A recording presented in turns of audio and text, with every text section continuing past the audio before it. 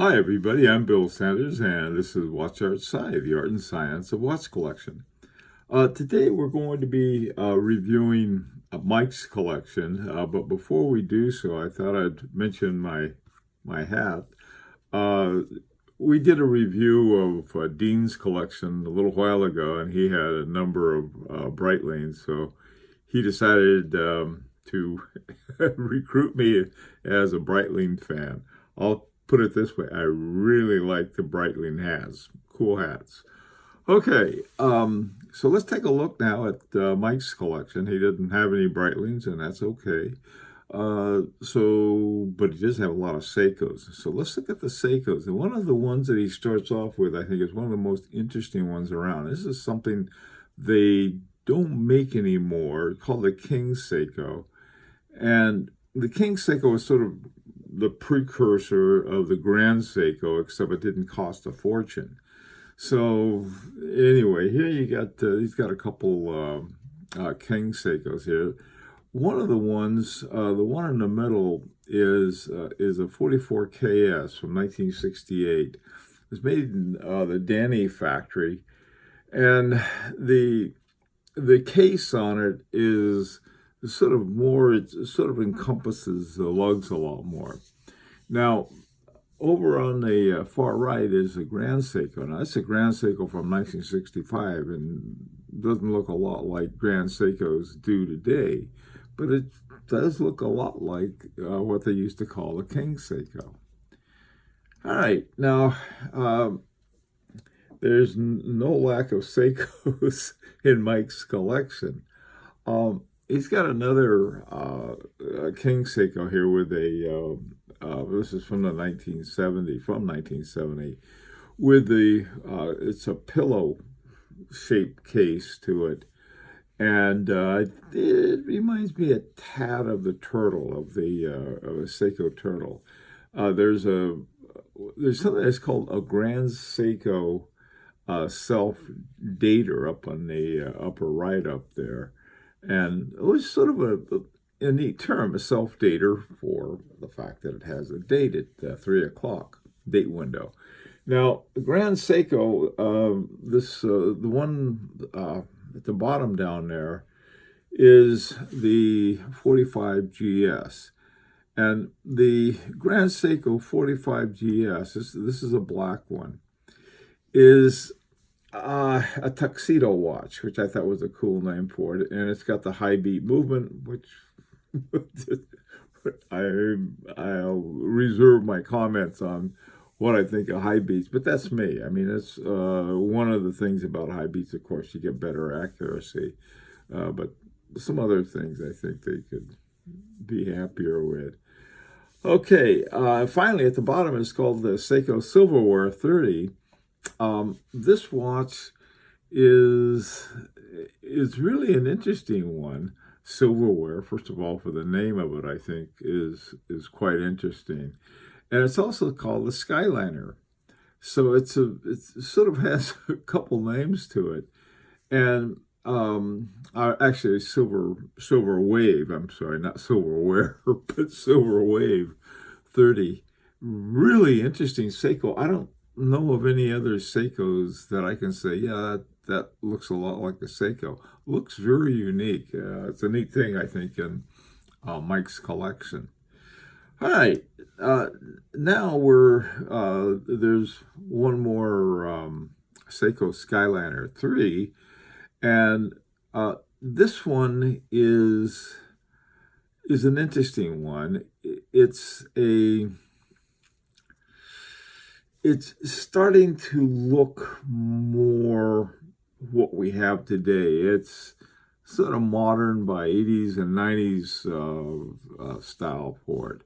But anyway, this is another very cool watch. I'm trying to see if I can find a date on that. No, it's the Skyliner 30 is, I just don't see it. All right.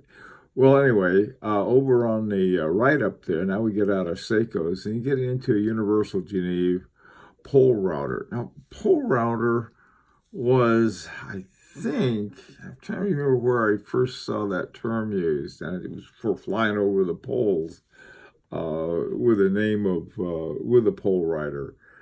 And it's the first iteration, and it's got what's called a bumper stock to it, and it's got a slight patina in there that's developed over time.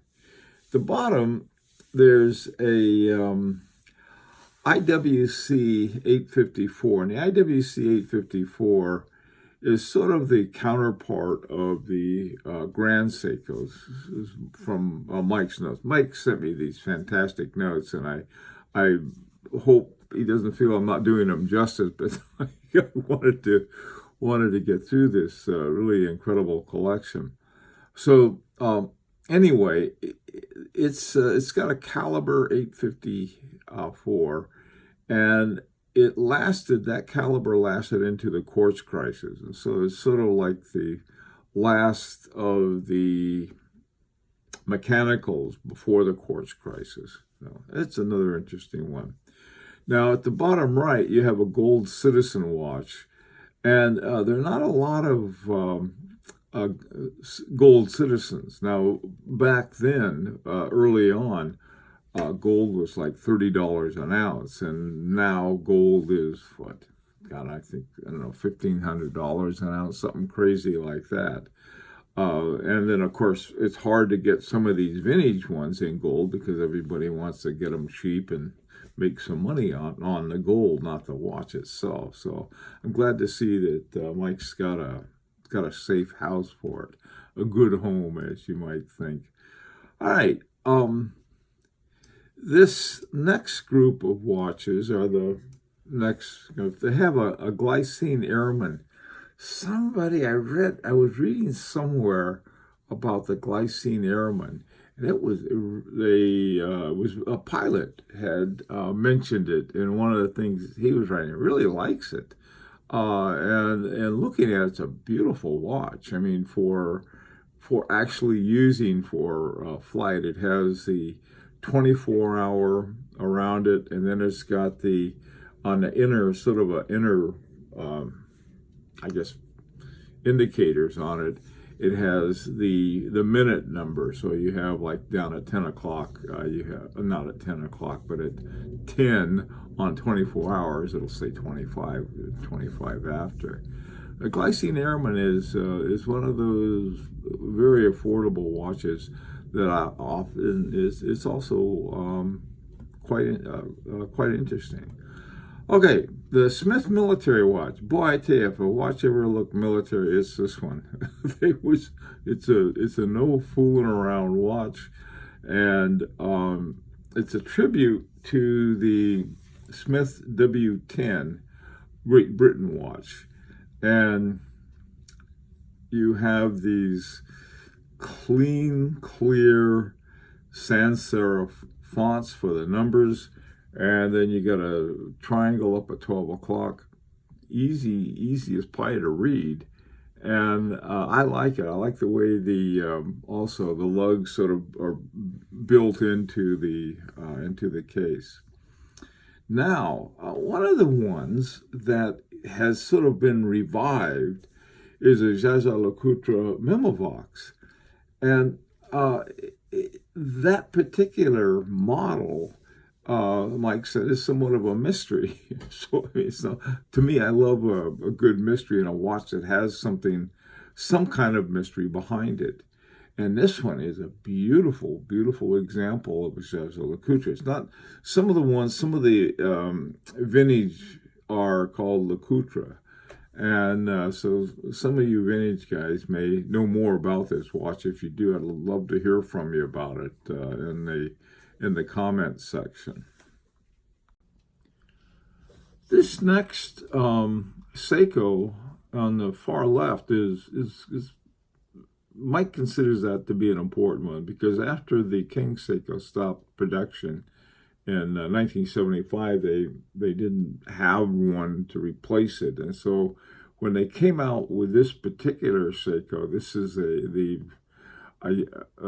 let's see what's the number on this. Well, it has a 4S caliber movement, which is manual wind, and most of the ones they had with Seiko had were automatic. And so this one is in beautiful shape, and it's kind of watch I like. I mean, it's a mechanical wind-up watch. I'm wearing, by the way, a Zenith automatic Zenith GMT. Okay, this next watch is one I wouldn't mind having myself. It's referred to as a GUB, and it stands for something I'm going to mispronounce terribly. Mike calls it a Cold War Glashütte, which I think is a great name for it. It's a VEB Glashütte Urmbetriebedi. I'm sorry about that. I really am. So anyway, the GUB. Now, what happened at the end of World War II, the Russians went into, or the Soviets at the time, went into what was then called East Germany, and Glashütte was where all of the watch companies were. And so they decided they're going to take all of the watch companies and make one big watch company, and they're going to call it GUB. That was the Glashütte. So they were able to keep sort of the Glashütte name, which is like Geneva to the Swiss. And they make watches, and that's what they did. They made this great big building, so everybody came together. Now, after reunification, 89, 90, right in there, the Glashütte original came. They sort of said, well, we're going to go back to the original, and that was, so they say, no, we're going to take the GUB and come back with something that eventually came out to be Glashütte original. Now, to me, it's a neat little historical watch to have. This next one is an Iwc Engineer Quartz. It's a quartz watch, and it's a nice looking watch. I like the band and the way the band and the watch come together. I can't really say a lot about quartz watches, though. They're nice, I guess. Some of them are. They're great. They're very accurate. Okay. Now, this next one, the Iwc Mark 15, is another interesting one. It's got an ETA movement. It's like Breitling. Sometimes they don't tell you that. But this one is really nice watch. It's 38 millimeter, and it wears like a brand new watch. I like the looks of it. It looks like a flagger, a pilot's watch, in a very clean way.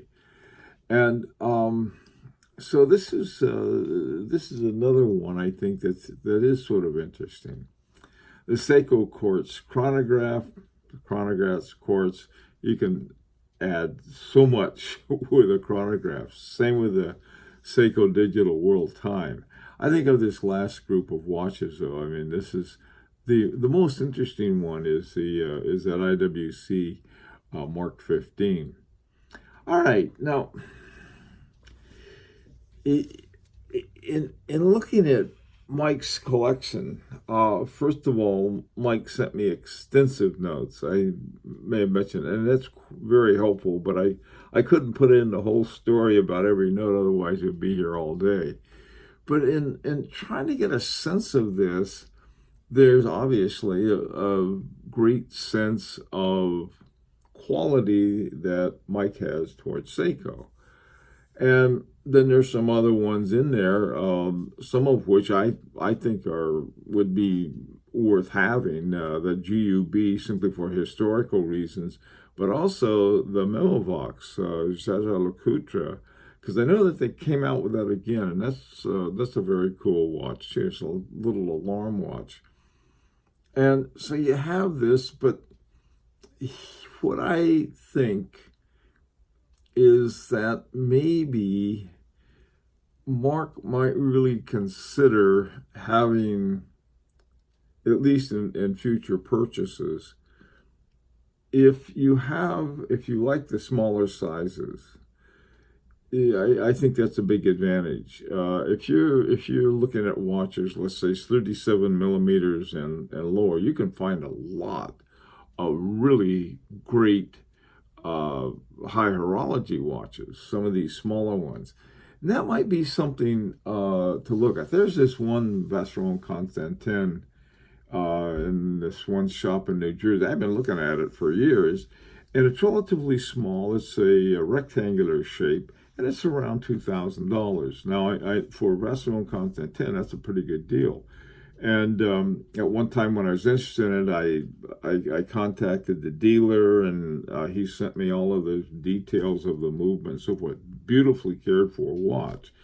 But I think that might be something that you could think about. Now, maybe you don't like Vacheron Constantin, or you don't like high horology, but I think that it something that breaks up this sort of this single Seiko look that a lot of the watches have. That's something you might say. That Seiko Digital World Time, now that breaks it up. I mean, it looks a little different. So that's sort of one of the things that I was thinking of.